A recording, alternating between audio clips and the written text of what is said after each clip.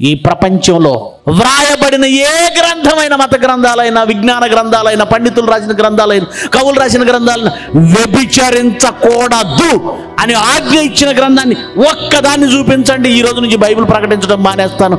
బైబిల్లో తప్ప ఏ గ్రంథంలో వ్యభిచరించకూడదని ఆజ్ఞ లేదు. బైబిల్ మాత్రమే చెప్పింది.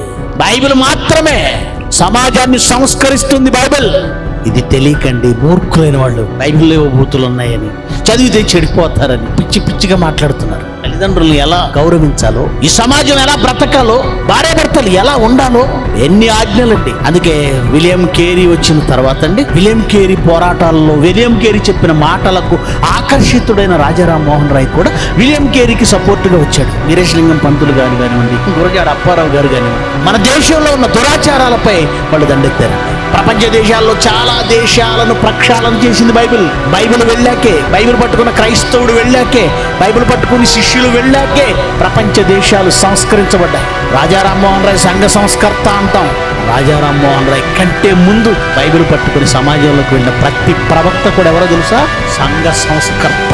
మతబోధకుడు కాదు, ప్రతి ప్రవక్త సంఘ సంస్కర్త. సంఘాన్ని సంస్కరించారు, బాగు చేశారు వాళ్ళు. ప్రతి శిష్యుడు సంఘ సంస్కర్త.